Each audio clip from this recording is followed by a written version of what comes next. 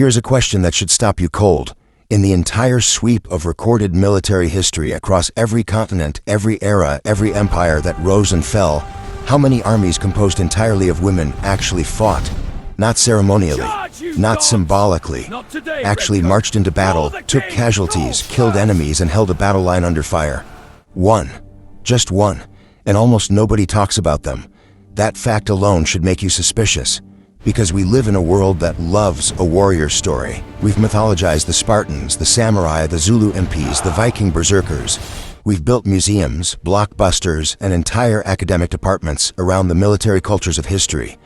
And yet, somehow, the only verified all-female combat army in human history gets filed away under interesting footnote, mentioned briefly, then passed over. Why? That question matters more than it seems, because the moment you start pulling at it, something bigger unravels. It's not just about one army, it's about which histories we decide to take seriously and which ones we don't, and what that choice reveals about us.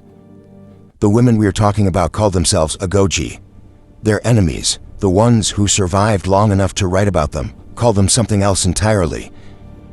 The Fawn people of the kingdom of Dahomey called them Mino, which translates, depending on the source, as our mothers, a name that sounds gentle until you understand what it meant to face them in the dark before dawn, when they moved silently through enemy camps with curved blades and iron discipline, and the kind of ferocity that veteran French Foreign Legion soldiers would later describe in writing with visible unease, as unlike anything they had encountered in decades of colonial warfare across 3 continents.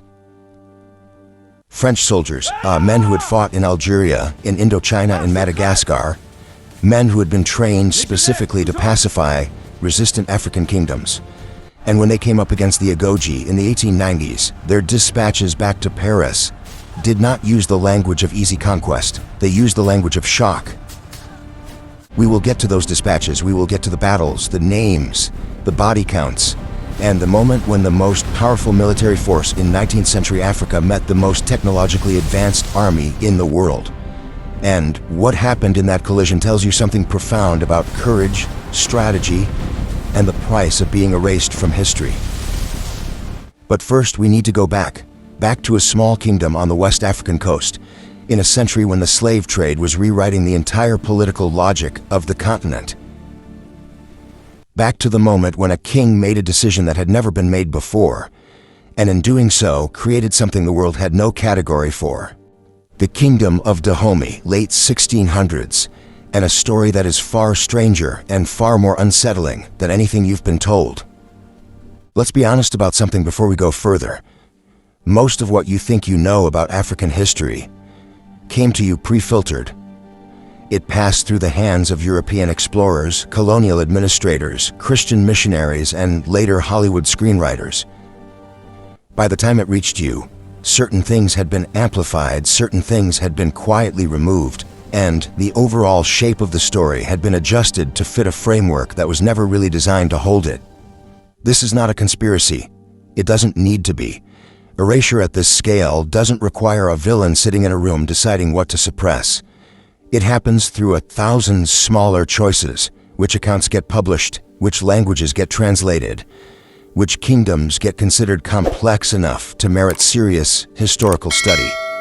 And over 2 or 3 centuries of those choices compounding, you end up with a world where most educated people can name the generals of the Napoleonic Wars in sequence, but have never once heard the name Dahomey, a woman who led 10,000 warriors into battle in 1851, and whose story was recorded in detail by a British officer who watched it happen and was left visibly shaken by what he saw. That name deserves to be said again. Dahomey. Remember it. This video is not going to give you a feel-good redemption arc. It is not going to tell you that the Agogi were perfect or that the Kingdom of Dahomey was some kind of pre-colonial utopia. It wasn't. Dahomey was a slave trading state, aggressively, systematically so. The same warriors we are about to study in detail were also used to conduct raids on neighboring peoples, capturing men, women, and children who were then sold to European traders at the port of Ouida. That is a fact, and it does not get softened here. But here's what the full historical record actually shows when you read it without the filter. Complexity does not cancel out achievement. The Agogi existed inside a brutal political system, and within that system, they built something that had no parallel anywhere on Earth. A military institution so effective, so psychologically formidable, so tactically sophisticated that it survived for nearly 2 centuries, outlasted multiple kings, and ultimately had to be destroyed by industrial-era weaponry before it could be stopped. That is what we are here to examine. Not the myth, the mechanism, because the myth version of the Agogi, fierce, noble, cinematic, actually does them a disservice. It reduces them to an image, and an image is easy to admire and then forget. What is much harder to forget, once you see it clearly, is the system that produced them. The specific conditions, the deliberate design choices, the brutal logic that took girls as young as 8 years old and over years of training that broke most of the men who attempted it, produced warriors that European officers in the 1890s described in their own words, in letters that still exist in French military archives, as the most dangerous infantry they had ever faced in close combat. That is the story. And to tell it properly, we cannot start with the battles. We have to start with the kingdom, with the specific, strange, violent world that made the Agogi not just possible, but necessary. West Africa, the bite of Benin in a political crisis that nobody saw coming in a kingdom that was running out of men. The kingdom of Dahomey was not supposed to survive. When it emerged in the early 17th century on the Dahomey Plateau, landlocked, surrounded by larger and more established powers, it looked like exactly what it was. A minor inland state with no coastline, no direct access to the lucrative Atlantic trade, and powerful neighbors on every side who had every reason to absorb or destroy it. The Oyo Empire to the northeast was one of the most formidable military machines in West Africa. The Alada Kingdom controlled the coast. Dahomey, by every conventional measure of the era, was the weakest piece on the board, and then it started winning. Under King Agaja, who took the throne in 1718, Dahomey launched a campaign of expansion so aggressive and so methodically violent that within a decade it had conquered Alada, seized the port of Ouida, and inserted itself directly into the Atlantic slave trade that was, at that moment, the single most profitable economic enterprise on the planet. By 1727, Dahomey was not just surviving. It was the dominant power on that stretch of the West African coast, selling thousands of captives per year to Portuguese, British, and French traders who lined up at Ouida with ships and silver. But here's the number that unlocks everything. By the mid-18th century, historians estimate that Dahomey was exporting between 10,000 and 20,000 enslaved people annually. Let that settle for a moment. That is not a background statistic. That is the central fact of Dahomey's political economy, and it created a problem that would almost accidentally produce the Agogi. Perpetual warfare at that scale consumed men. Every raid, every campaign, every border skirmish bled the kingdom's male military population. And Dahomey could not afford to stop raiding, because the moment it stopped producing captives for sale, the revenue stopped, the weapons imports stopped, and the neighbors who had been kept at bay by military superiority would sense weakness and close in. The machine had to keep running. But the machine was running out of fuel. The precise origin of the Agogi is still debated. Some sources trace them to the reign of King Huegbaja in the 1640s, beginning as a corps of royal elephant hunters, Jibido, women who proved themselves in the field, and were gradually absorbed into palace service.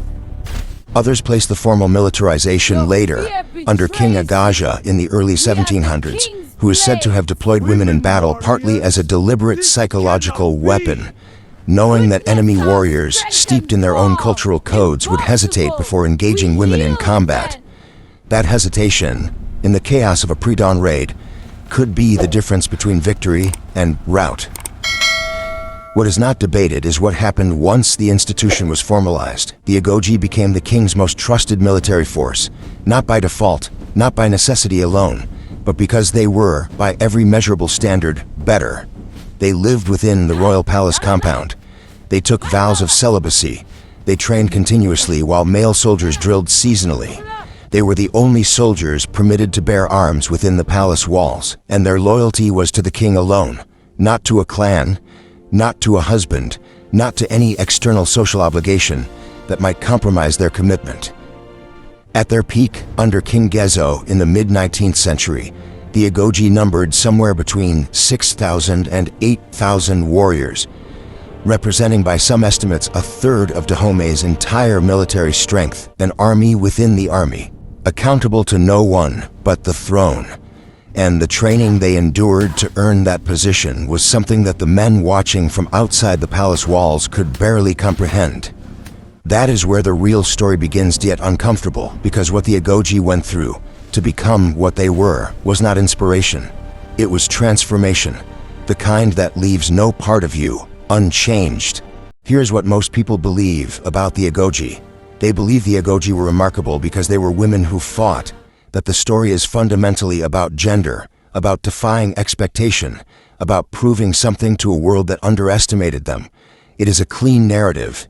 It fits neatly onto a poster, into a trailer, into a 2-hour film with a satisfying arc, and it is not wrong exactly, but it is incomplete in a way that quietly distorts everything. Because that framing, women who fought despite being women, actually contains a hidden assumption. It assumes that the Agogi spent their existence pushing against resistance, that they were perpetually fighting to be taken seriously, perpetually proving their worth against skepticism, that the remarkable thing was the gap between what people expected of them and what they delivered. The historical record says something different, and when you read it carefully, the difference matters enormously. The Agogi were not tolerated, they were preferred. King Gezo, who ruled Dahomey from 1818 to 1858 and presided over the institution at its absolute peak, stated explicitly, in accounts recorded by European visitors to his court, that his female soldiers fought with far more valor than his male ones. This was not flattery. Gezo was a ruthlessly practical ruler who had seized the throne by overthrowing his own brother. He did not say things for sentiment. When he expanded the Agogi Corps during his reign, doubling their numbers and increasing their share of military operations, he was making a command decision based on performance data accumulated over decades of actual warfare. So why does the myth persist? The myth of the Agogi as the underdog, the surprise, the exception that proved the rule. Partly because of how their story entered Western consciousness. The primary European accounts of the Agogi were written by men who arrived in Dahomey with a fully formed set of assumptions about African societies and about women, and who found those assumptions so violently contradicted that their writing bears the marks of genuine psychological disorientation. Frederick Forbes, the British naval officer who visited Dahomey in 1849 and 1850 and produced the most detailed early English language account, could not quite bring himself to describe what he saw without filtering it through his own framework of disbelief. He noted their discipline, their ferocity, their obvious superiority to the male troops, and then kept reaching for qualifications, for ways to categorize them that preserved his prior understanding of how the world worked. That disorientation became the story, the surprise became the headline. And somewhere in the retelling, the actual content of what made the Agogi formidable, the specific, brutal, methodical system that produced them, got reduced to the fact of their existence. Here's what that system actually looked like. Recruits, some volunteers, some conscripted, some given to the palace by families who could not feed them, entered training as young as 8 years old. The physical regimen was designed not merely to build strength, but to extinguish hesitation. One documented training exercise required recruits to throw captives from a height and then dismember the bodies, not as punishment, not as ritual, but as deliberate desensitization. The explicit goal was to sever the psychological connection between the act of killing and the emotional response to it, to make lethality reflexive. They trained in hand-to-hand combat, in musket drill, in the use of the HWFA, a short, broad-bladed weapon designed for close-quarters fighting, in exactly the kind of chaotic night raid conditions that Dahomey preferred. They ran obstacle courses lined with acacia thorns, barefoot, to build pain tolerance, They were taught to move in silence, to navigate in darkness, to strike before the enemy was fully awake, and to be gone before he could organize a response. And then they were tested, not in simulation, in actual raids against neighboring peoples, where the margin for error was a blade in the dark. The women who survived that process were not remarkable because they were women who had learned to fight. They were remarkable because they had been built deliberately and systematically into something that most human beings, male or female, simply are not. The gender was almost incidental to the achievement, which is precisely what the comfortable myth keeps missing. But even that understanding, the Agogi as a perfected military instrument, still does not fully prepare you for what happened when that instrument finally met a modern European army on an open battlefield. Because that collision in the 1890s reveals something about the Agogi that no training manual and no palace account could ever capture. It reveals what they were made of when the mathematics of the fight were already lost, and they knew it, and they kept coming anyway. By 1890, the calculation was already impossible. Dahomey knew what was coming. King Behunzan, who had taken the throne in 1889, and was, by most accounts, one of the shrewdest political minds the kingdom had produced, had spent years watching the French methodically absorb West Africa piece by piece. He had seen what happened to the kingdoms that negotiated. He had seen what happened to the ones that fought. He was under no illusions about the industrial gap between his army and the force being assembled on his border. The French were bringing repeating rifles, artillery, and the Foreign Legion, men who had been fighting colonial wars continuously for half a century and had developed specific tactical doctrines for exactly this kind of campaign. Behunzan had muskets, bladed weapons, and the Agogi. So, here's the question that historians have largely failed to ask with sufficient sharpness. Why did the Agogi perform as well as they did? Not, why did they fight bravely? Courage under impossible odds is a human universal and explains nothing. The real question is mechanical. What specific tactical and psychological factors allowed a pre-industrial force equipped with weapons a generation behind their opponents to repeatedly breach French defensive lines, inflict casualties that shocked French commanders, and sustain organized resistance for 2 full years against an enemy that should have, by every conventional military calculation, ended the war in weeks? The answer has 3 layers, and each one dismantles a different assumption about what was actually happening on those battlefields. The first layer is tactical. The Agogi were optimized for exactly one kind of warfare: close quarters, high-intensity, night assault operations against enemies who had not yet organized their defenses. This was not guerrilla warfare in the modern sense. It was something older, and in some ways more psychologically devastating. The pre-dawn raid executed with silence and absolute commitment, designed to be inside the enemy's perimeter before he was fully conscious. Against neighboring African kingdoms, this doctrine had worked with devastating consistency for 2 centuries. Against the French, it still worked, but only in the moments before French firepower could be brought to bear. The Agogi understood this.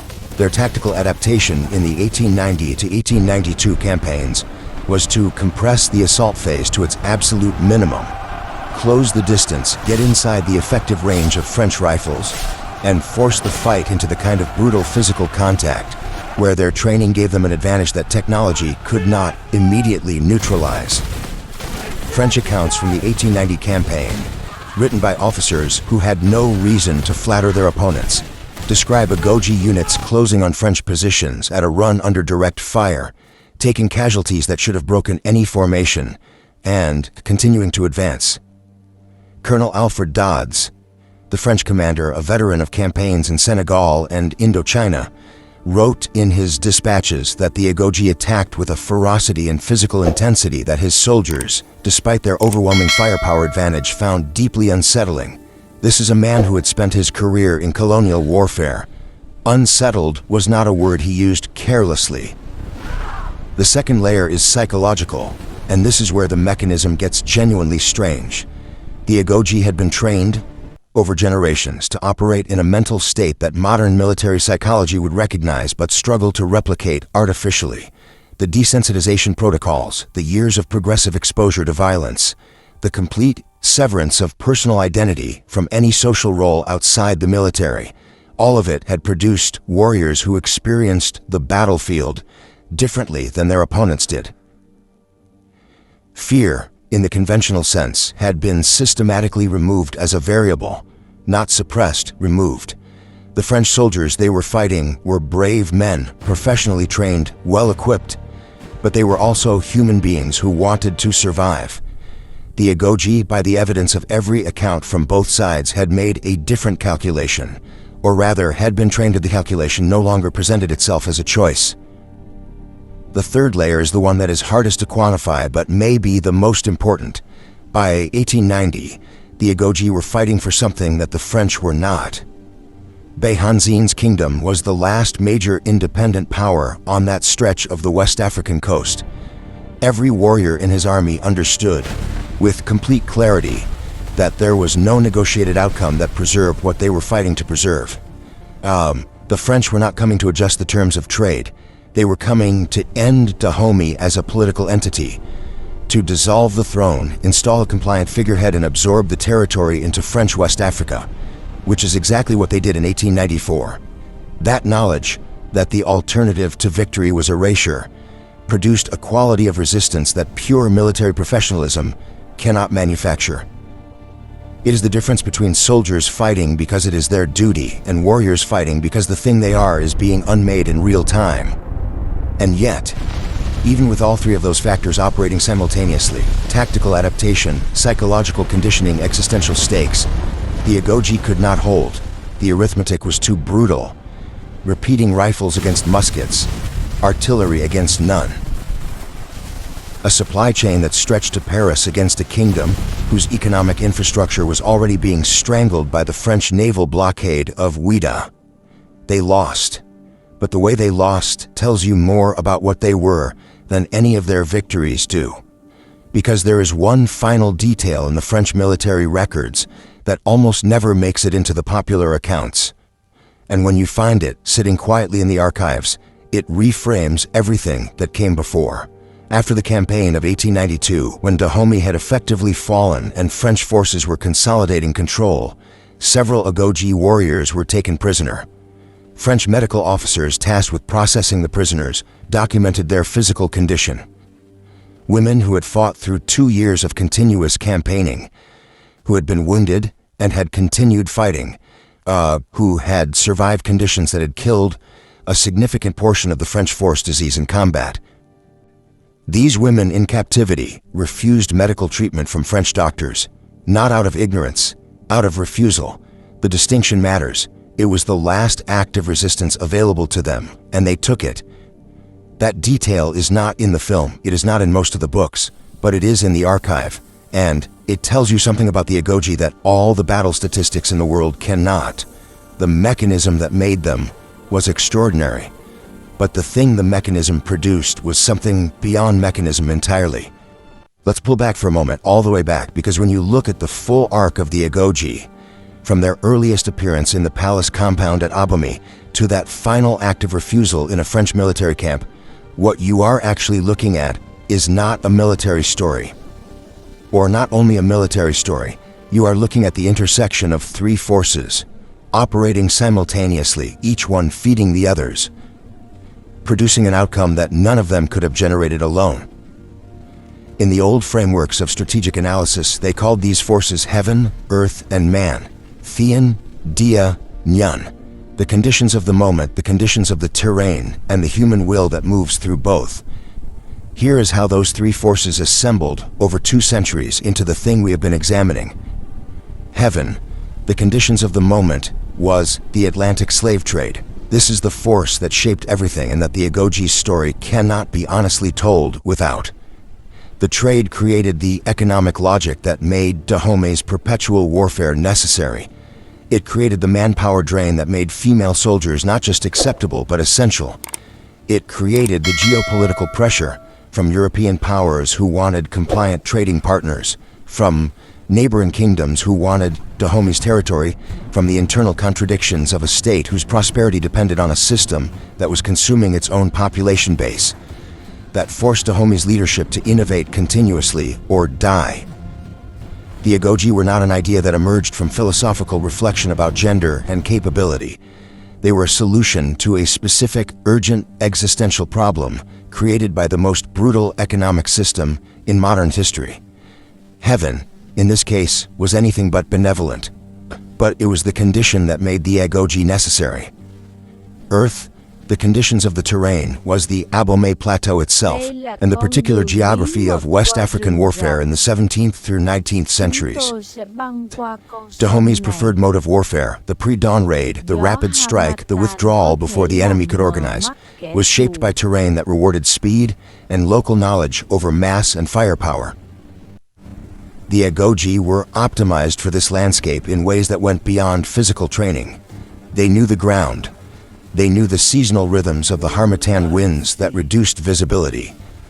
They knew which river crossings were fordable in which months, which forest paths could conceal a column of warriors moving at night, which villages had watchers posted and which did not. When the French arrived with their artillery and their Lebel rifles, they were fighting in a landscape that had been the Agogi's operational environment for generations. The French won anyway, but it took longer, cost more, and generated more trauma than their commanders had anticipated. The earth that had made the Agogi had also made the French campaign the most difficult of Dodds' career. And then there is man, human will, the factor that cannot be reduced to economics or geography. This is where the story Henry of the Agogi finally becomes something that transcends its historical moment and lands with full weight in the present tense. Because what the Agogi represent, at their core, stripped of mythology and sentiment, is the product of a society that made a deliberate choice to invest its highest trust in a group of people that every other society on Earth had excluded from that trust. Not out of idealism, out of necessity, yes. But the choice to respond to necessity with inclusion rather than with improvisation or desperation is still a choice. Gezo did not have to formalize the Agogi, expand them, arm them with the kingdom's best weapons, and place them inside the palace walls as his personal guard. He did it because the evidence told him they were the best available instrument for the kingdom's survival. That is a rational decision. But it is also viewed across the sweep of world history, a radical one. Now, rewind to 1851, because this is where everything we have built comes into focus. Se Dong Hong Bei, the name we said you should remember, leads a force of roughly 6,000 Agogi warriors against the fortified town of Abeokuta held by the Egba people. The British officer Frederick Forbes is present and watching. What he documents in his subsequent account is not a raid. It is a formal military assault on a defended position. Organized, sequenced, executed with the kind of tactical discipline that Forbes, a naval officer with combat experience, recognizes immediately as professional. The Agogi breach the outer defenses. They fight through the town in close-quarters combat that Forbes describes as ferocious beyond his capacity to adequately convey. They take significant casualties. The Egba, forewarned and well-armed, mount a serious defense, and they do not break. They retreat in order, maintaining formation, when the tactical situation makes further advance impossible.